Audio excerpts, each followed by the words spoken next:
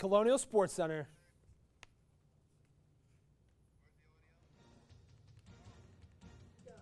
Welcome back to another semester of Colonial Sports Center. I'm David Szymanski, and alongside me is Greg Sutton. And while we took the summer off, RMU Athletics did not. We had the basketball team who took an overseas trip to Ireland to work on their game. And we've got some big news coming from RMU with releasing their schedule. And you're going to sit down with 3 analysts later to break down that schedule and some other news we've got for you. Absolutely. Not only am I sitting down with somebody tonight, David, you are too. You're going to sit down with analyst Sam Anthony and talk a little bit about the football team and the new era they just started here at Robert Morris. Right, a lot of good things happening with football and basketball, but the other fall sports are also in swing. We've got volleyball, we've got soccer, and many other sports we're going to talk about tonight and get you filled in on how they're all doing. Absolutely. Might as well just start now, right, David? So, last year, the Robert Morris Colonials were able to defeat Dayton in football for the first time in 17 years. So when they traveled to Dayton this year to start off their season, they were looking to go back-to-back. But not only were they looking to go back-to-back, they were also starting a new era, as we mentioned earlier, with a new head coach, Bernard Clark. And this would be the first time Colonials Nation would get to see him. So why don't we go to Dayton, Ohio, to Welcome Stadium to see how they fared. See here, Coach Bernard Clark before his first game, making sure his players know what he's expecting, get them all hyped up, and out of the tunnel they go. First play here, Alex Jeske, handoff to Tucker Yinger through the middle to the far sideline to the 20 for a touchdown. Yinger ran for a total of 140 yards in average for 12.6 yards per carry. Next, Jimmy Walker is going to get here a pass to Matthew Gonzalez to answer Dayton. Walker threw for 219 yards on the day for the Colonials. Next here, Alex Jeske again passed to Adam Trotman, who's going to juke out a defender there, go right into the end zone, and score again for Dayton, putting them back up and ahead.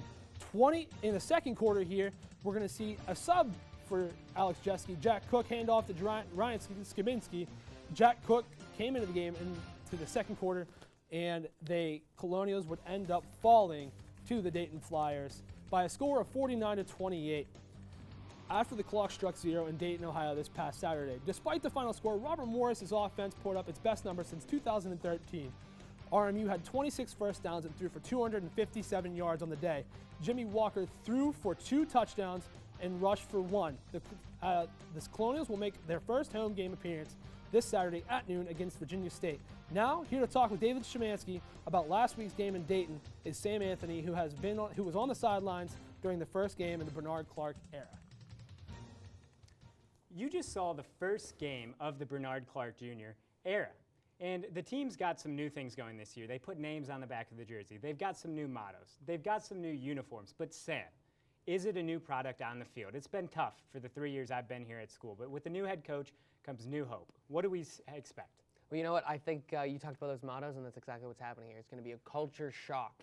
And you're right. For the past 3 years, Robert Morris, for the past 4 years that John Banaszak was at Robert Morris, the culture was a really bad offense. If we're being brutally honest, they were consistently one of the top 5 worst offenses in the nation. And they came out this past week, and that was the biggest shock. And that was how you knew as Colonials Nation, as Colonials fans, that this team was new. The team was first in third down conversions in the nation this past week, converting 72% of them. Didn't allow a single sack and had 257 passing yards, which was good for 25th best in the nation. Those 28 points, despite the large margin of defeat, is something that you should be excited about as a Colonials fan. And the offense does excite me. It sounds great. But being here, defense has been the staple of our program. Despite all the losses, it was like, man, if we could get an offense, we can win games. However, that was the best offensive performance we've had in a long time, and we lost. This weekend, we play Virginia State. Do we expect our defense to show up, and do we expect to win this game? Well, if we're being specific, it was the best offensive performance in 5 years, David. And the reason you shouldn't be worried about the defense is there's 3 names that I'm thinking of. The first one is Adam Wallett. Adam Wallett will be an All-NEC linebacker. He was preseason All-NEC. He's a great leader on that team. He's actually on the team's leadership committee. Alongside him is also preseason All-NEC defensive lineman Amir Fenwick, who was the only All-NEC player this past season for Robert Morris. They're going to be great defensively, but that third name is Bernard Clark Jr. When he coached at Albany, they had the 7th best defense in the nation. That's his strength right now, and he brought a lot of guys with him that he believes are going to make that defense better. And there's some youth in there. You saw Barry Amos really struggle defensively at the strong safety position, but they're guys that once they find their footing, and especially in this game against Virginia State, the Division II opponent, it's going to be a really great game to find that footing, and then I look forward to seeing the defense improve week to week. So it sounds like the offense has turned the tides, and our defense is certainly still going to be there with some of the names that you mentioned. We're talking all NEC caliber players. So for the fans that are going out this weekend to see the new team, what should they look for, and should they expect a win over Virginia State? If you're looking for something specifically to look at, it's not even what's on the field. It's just the energy, it's the atmosphere, because with this new Robert Morris team, something that's just different is the competitive nature, the intensity, the excitement.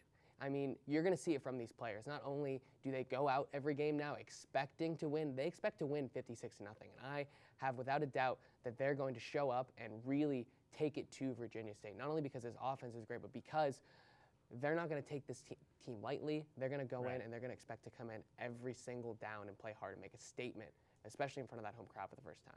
Right. So if you're going out this weekend, be sure to pay attention to the new atmosphere. Look at the new look offense.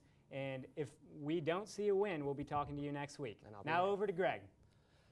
Thank you, David and Sam. But away from football, the Robert Morris Men's Soccer Club was sitting winless through their first 3 games of the season. But they were looking to change their ways in their 4th matchup of the season against Northern Kentucky University Norse in the Robert Morris Duquesne tournament. To the North Athletic Complex to see if the Colonials could score their first victory of the young season against the Norse.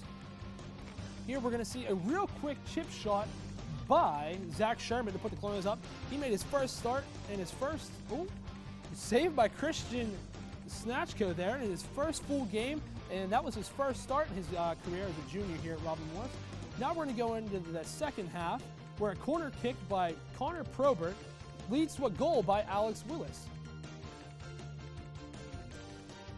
And they're going to celebrate a little bit there, deservingly, as they score their second one. So we get to see another great shot here as Snatchko just being able to save the first time, but not being able to defend the second shot from the Norse.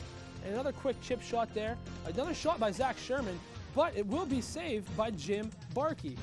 And then we get to see here the Colonials working the ball downfield, really working it. They get past the goaltender, Starkey, and they score for the second time. The Colonials losing the matchup 3-2 against the Norse this past Sunday, and have now fallen to 3 losses and 1 draw in the season. Zach Sherman netted both of the goals for Robert Morris. Sherman had 4 shots on the day, and 3 of which were on goal.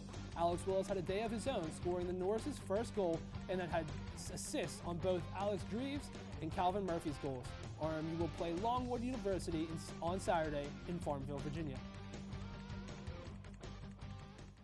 The women's soccer team took on Valparaiso in the heat of their non-conference schedule this past Sunday. This is typically the most difficult part of the season as they take on some bigger schools. Battling tough before this game, the women's team found themselves losing 4 straight contests, all by just 1 goal. Let's see if the Colonials would be able to overcome the recent close games and win their second game of the season on the road against Valparaiso.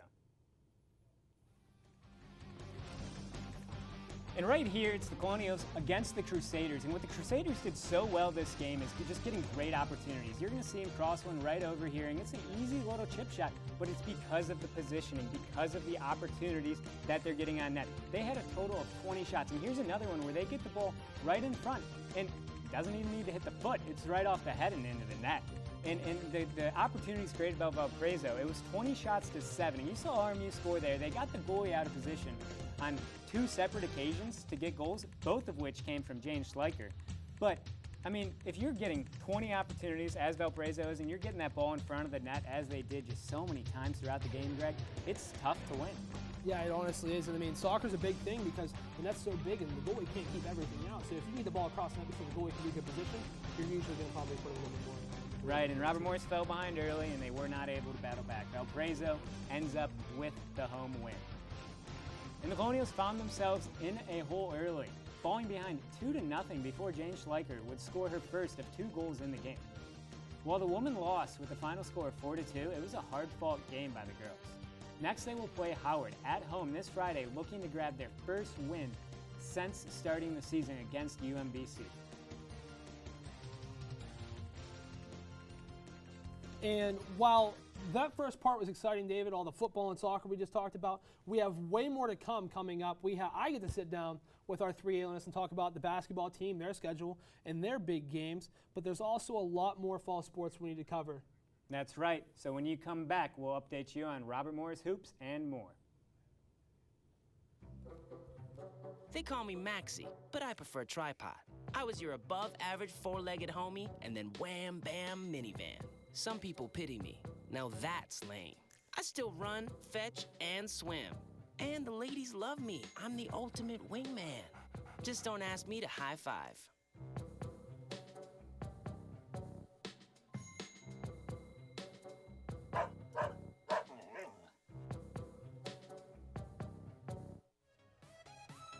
Here at Robert Morris University, we pride ourselves at the experience that our students gain while they're actively learning in the classroom. Some even come back to share that knowledge with new students.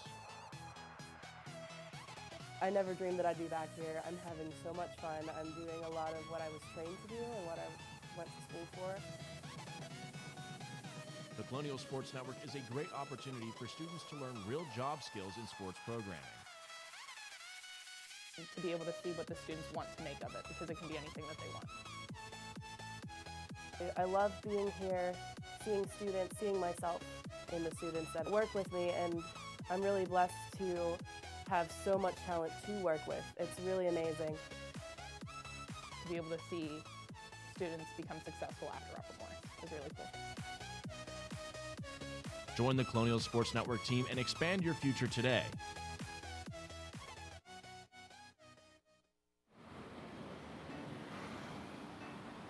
Hey, let's check out this park.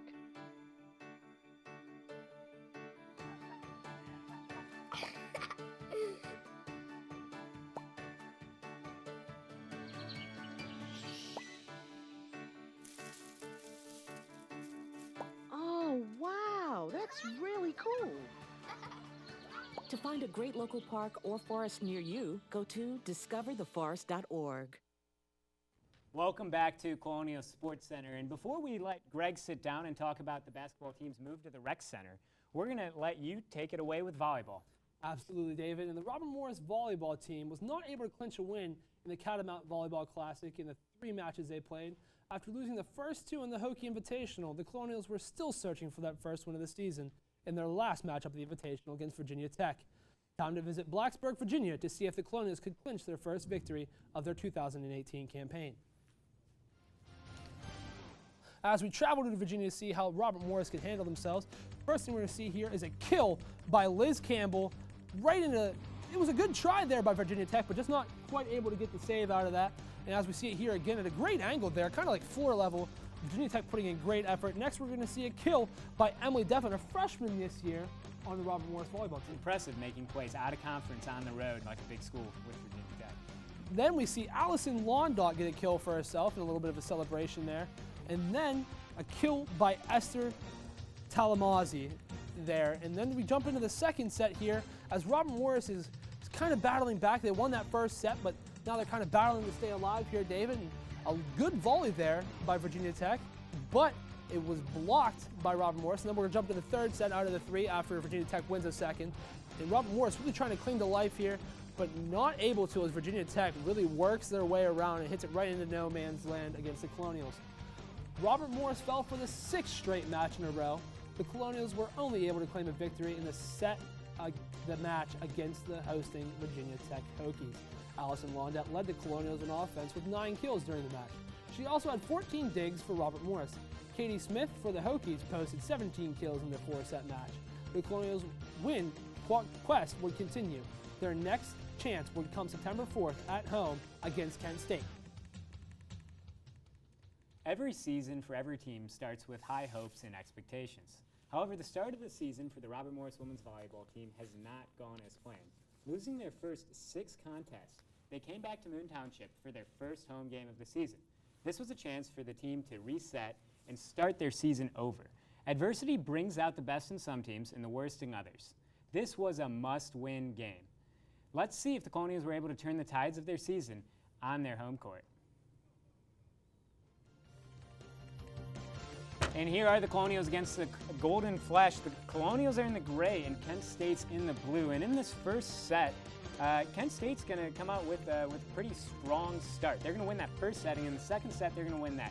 And Greg, the Colonials are looking, they've lost every game of the season. They're down 2 sets to nothing.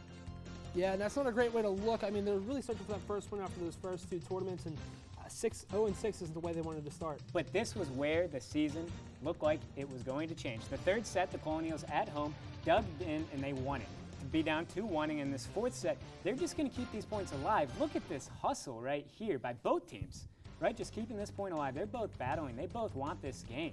And the Colonials, with that soft spike, she got it, and they got it. And heading into the fifth set, this is it. This is them going for their first win. They're at home. This is everything for the season.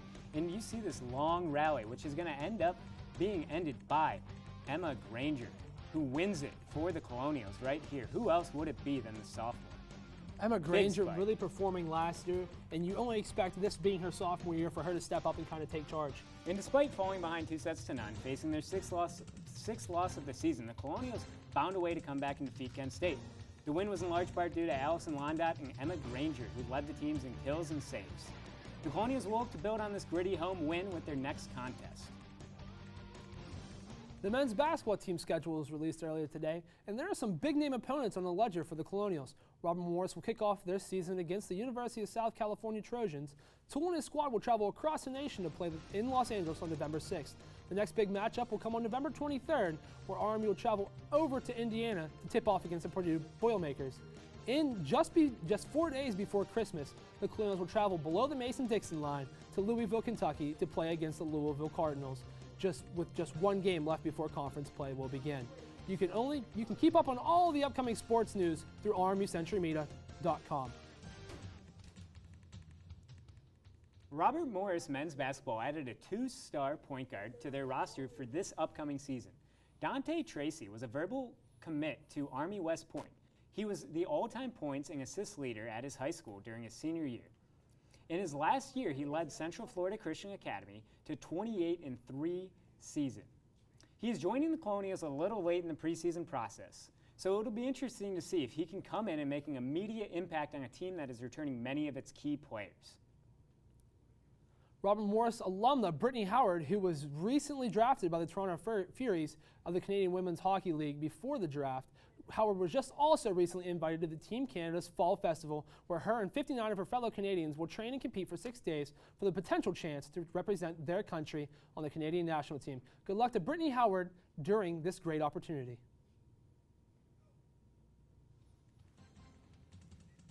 And this year, if you enjoy Colonial Sports Center, you're also going to want to check out a few of our other shows. We've got RMU Live, Monday and Friday. Sports Talk in the Berg, which is all talk Pittsburgh sports, Wednesdays at 5 p.m. And RMU Tonight on Wednesday at 5 p.m. as well.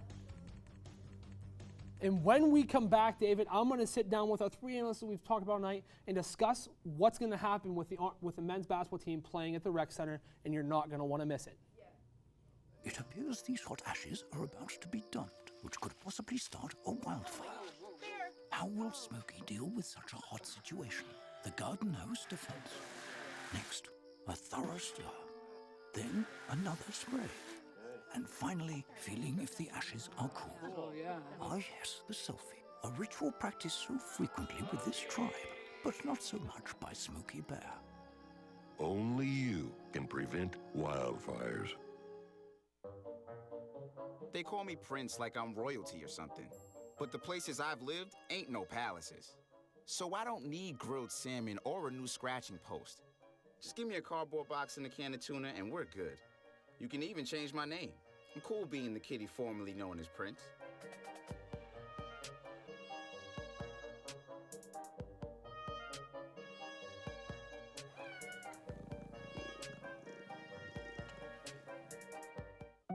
They told me a bottle couldn't dream. That I would never become a superhero.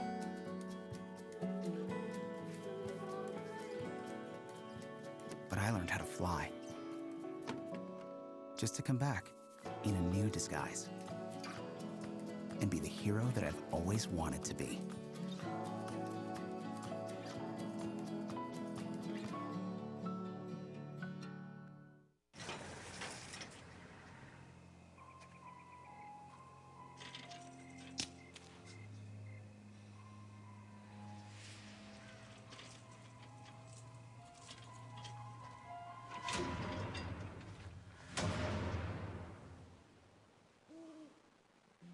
don't fix them, sparks from dragging tow chains could cause a wildfire, and that could be scary. Smokey. Only you can prevent wildfires. And welcome back to Colonial Sports Center. I'm joined right now by Nick Hederick, John Blinn, and Adam Malusa, and we're going to talk about a couple things here. Guys, thanks for joining us tonight. My pleasure. Thank you, Greg. All right, so why don't we just start off real strong here. What team do you guys each think is going to be the team to watch this year at Robert Morris? Why don't you start us off? Well, I'm going to go with the football team, Greg. For me, I got to say men's hockey. I'm going with lacrosse, Greg. All right, Nick, so of course the men's football team is going to be a little different with a new head coach, but do you think Coach Clark is going to be the reason behind this new and exciting era? I think so. I mean, look at all the excitement he's generated already. People are talking about Robert Morris football for the first time in a long time. And I mean, there's definitely going to be a turnaround in the near future. Last year at Albany, he had their defense ranked 9th in the FCS. They had the 15th best rushing defense and the 20th best passing defense. And I mean, look at the offense already. Jimmy Walker looked good. Transferred Terrence Stevens looked pretty good as well. Tom Vecchio and Matthew Gonzalez looked good as receivers. I think there's a lot of reason to believe in the hype here. And there's a lot of key games to watch too, and I think they'll be very exciting games, including James Madison, the former FCS runner-up, in a couple weeks here. All right, now Adam, you said men's hockey. That's not as far away as Jim's pick, but why do you think men's hockey is going to be so exciting to watch, and how are they going to overcome the loss of so many faces in the locker room? Well, I think the one thing you got to look at here is you have a team that for the last 3 seasons has been the runner-up in Atlantic hockey. Unfortunately, they haven't been able to get the job done, but we've seen the offensive production from the team over those past 3 seasons. You did mention that they lost quite a few faces, one of which was the Hobie Baker nominee, Brady Ferguson. He has since gone up to the AHL with the Toronto Marlies. That's going to be a huge presence that they're looking to fill in the locker room. However, I think you can also look at the performances of 2 players. One being Luke Lynch, the hometown Pittsburgh kid. He's entering his senior season. And the other one, who's also a senior, the Kingston, Ontario native, Alex Tonge. They can both put the puck in the back of the net. And I'm also excited to see some of the new faces. One that caught my eye, just down the road from Coriopolis, we have a guy that went to Montour High School. His name's Aiden Beck. He committed to play for RMU, came back home, and it's going to be interesting to see what they can do under head coach Derek School yet again this season. See if RMU can pull out the win with some veterans, but also some new faces. All right, now John, you picked men's lacrosse. So after after last year's national tournament run, what's going to be the key to success? I think the key to success is already there. I think it's just the experience of the guys who made it as far as they did coming back. Last year, you only lost 9 seniors on a team of almost 50. You've got 22 sophomores coming back and 12 juniors, some of which really made a name for themselves last year, such as Jimmy Perkins. He scored 30 goals, and he was top 50 in goals game average in the nation. And that's a big deal because there are so many offensive people in lacrosse in the nation. And then you got Matt Schmidt coming up. He was top 75 in the nation. That's, again, super impressive just considering the amount of people you have that he's competing with. And then on the defensive side, you have Alex Hager, and he's the goalie. He was number 2 in the nation in goals against. He's doing phenomenal. You've got all these guys coming back, experience from last year. Hopefully they're going to rock it again this year. All right, so now let's jump into this basketball thing we've been hearing a lot about. So real quickly, guys, what is going to be the big effect of the men's basketball team coming to play at the rec center compared to the bigger venues they're using? Well, I think it comes down to convenience for people. I mean, when they're playing at PPG, that's what, a 30-minute drive, maybe even longer depending on traffic. Now if someone, wants to casually go to a game, they can. They can just go 5 minutes across campus, go to the game, check it out. And I don't think it made sense to play at PPG in the first place because 500 to 700 people go to RMU basketball games. Why pay the money to rent out a thousands upon thousands seated arena? It makes Absolutely. no sense. Now, Adam, what do you think about this? Well, I definitely agree. I think that, once they get back on their home court, you have that advantage. You have that, really full press of fans behind you. They're going to say, you know what, we can make this a difficult place to play in the NCAA and the Northeast Conference. We can make this loud. We can make it thunderous. You know what, I'm going to go back to it. 2013, RMU Kentucky NIT. It was at Sewell. Yeah, but you know what, that might have been 3,000 people, but the Colonial Nation came out and it showed that they could fill up a building. You know what, it may be smaller, but the Colonial Nation can still bring the noise and still bring the thunder, and I think it'll be huge because they'll be able to bring, just a lot of noise and a lot of excitement to the group, even if they're playing at the rec center and it's a smaller venue. All right, John, now real quick, as a freshman, what do you expect from this smaller venue? I'm going off of Adam. I think it's going to be great for players and students.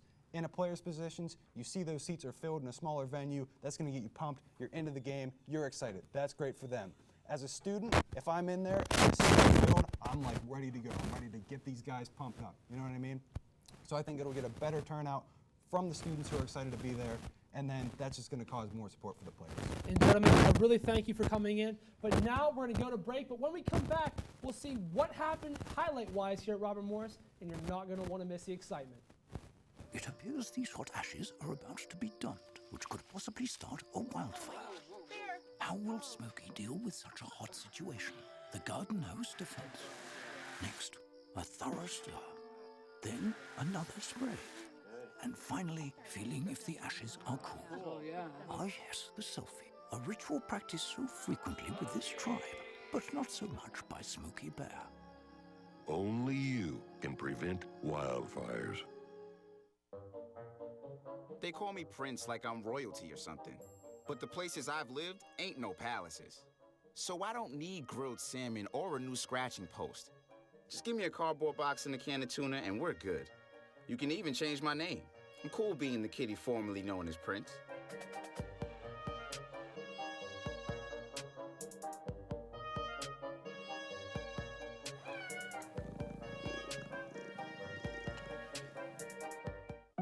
They told me a bottle couldn't dream. That I would never become a superhero.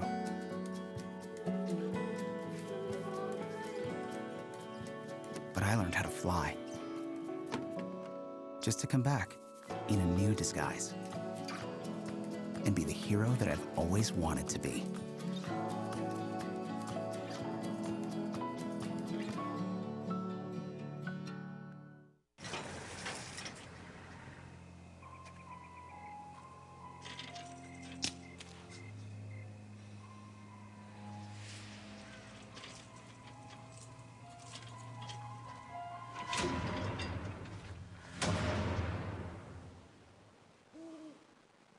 If you don't fix them, sparks from dragging tow chains could cause a wildfire, and that could be scary. Only you can prevent wildfires. Welcome back to Colonial Sports Center. And we've alluded to a few of the games that we've got in the upcoming week, but let's just throw them up on the screen so we can show everyone what we expect this next week. In this upcoming schedule, David, we see this weekend's jam-packed. Especially, let's just talk about the men's football or the football team being home for the first time in the Coach Bernard Clark era. It's going to be exciting. I'm going to have to make it to the game. I heard that there's pizza at halftime. You're going to want to see the new team, but it's not just football. Of course, football is what everybody wants to pay attention to, but the volleyball has 3 games in this upcoming week. You see them on Friday, Saturday, and on Tuesday. So pay attention to those games, and we'll see. You know, they're coming off that big win against Kent State. They can make some noise, and they can really turn the tides of their season. One thing could really snowball into another, and hopefully for the volleyball team, that one win snowballs into a grand total of them all. And now that we've looked at all of the upcoming games, let's look back. Let's look at what the week that was, and we'll see what exactly happened this past week.